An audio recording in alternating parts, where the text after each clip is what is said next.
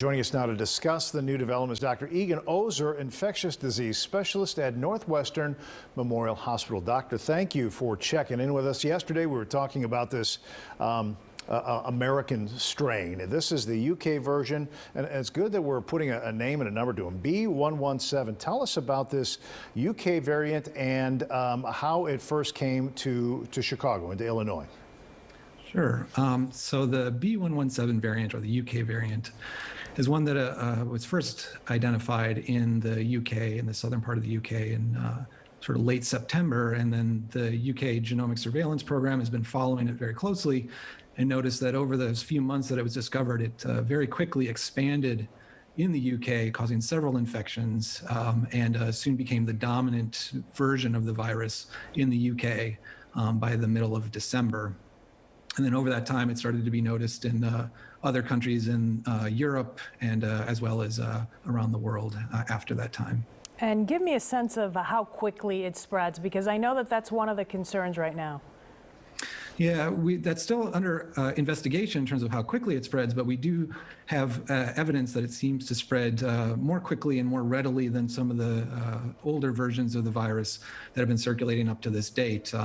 Within the UK, over the lockdown period from the beginning of November to the beginning of December, all other versions of the virus seem to have decreased at the same time that this version of the virus increased.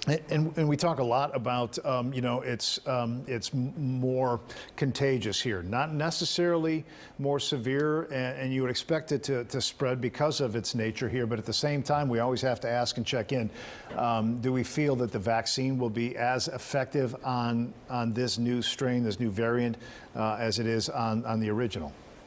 Yes, all the research that's been done to date has suggested that this version of the virus will be just as affected by the vaccine as the versions that the vaccine was originally targeted against. The mutations within this virus don't seem to provide it any protection against the vaccine. And one of the other things that I was reading and concerns from people is that could it potentially spread to children a lot more than maybe the other variants that we've seen here in the U.S. and how COVID-19 really started. So I'm wondering, is there any truth to that?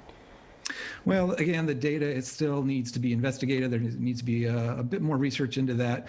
There is some concern that because during that lockdown in the UK that the schools were still open, that the school openings may have driven some of that expansion of this version of the virus.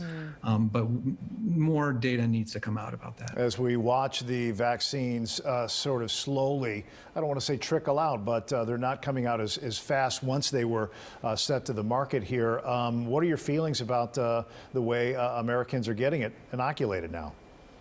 Yeah, I would love it if we were getting inoculated faster, obviously. I think this is one of our best bets for finally getting this pandemic under control, but the fundamentals remain the same, whether it's this version of the virus or others.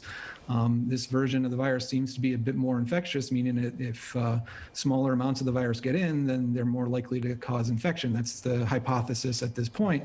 But if the virus can't get in, if you're social distancing, if you're masking, if you're washing hands, it doesn't matter how efficient the virus is at getting in. If it can't get there in the first place, then you can't get sick. Great point. All good to know. All right. Thank you so much, Dr. Egan Ozer, joining us today with some of his insight. We appreciate your time. No problem.